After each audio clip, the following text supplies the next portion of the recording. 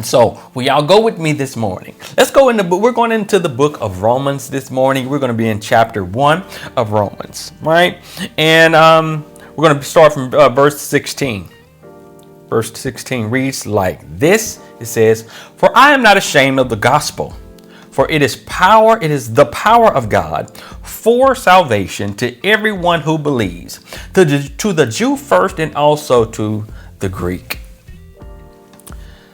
Paul writes and lets us know that he is not ashamed of the gospel, the good news. He's not ashamed. And we as believers, we as followers must understand that if you're going to live this life, you can't be ashamed of what comes along with this. Paul understood that there was power. There was power in the gospel. There was power in the good news. And so the New Living says it like this. It says, "For I'm not ashamed of the good news about Christ." He says, I'm not ashamed of the good news about Christ. If he is not ashamed, we can't be ashamed of the good news of Christ either. We must understand that the power flows through the gospel of Christ. And so we must do what? We must study the word of God, study the gospel so we can receive the power to what? To sustain. Power to overcome. Power to walk in his character. Power to stand. Okay? Stand for what? Stand for righteousness. Stand against sin. Stand against ungodliness. We have to stand, and you can't stand being ashamed. You got to understand where the power comes from, the power structure comes from.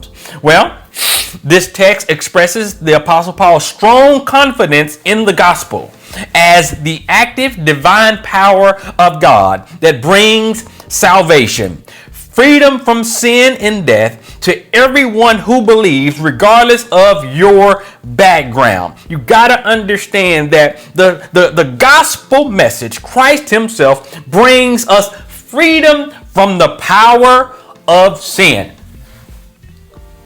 Sin is what is dominating in our society today, but we try to cover it up by a lot of different other adjectives.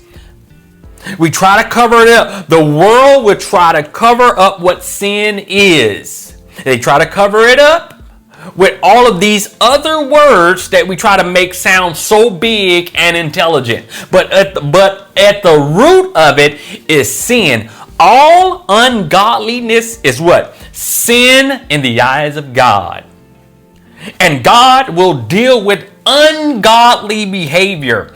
We can't be ashamed of coming out of a dark place and walking in the light of Christ, walking in the light of the gospel of Christ. We got to understand our power comes from the gospel. Our power comes from Christ himself. He is the example. He is the way. He is the truth and the life.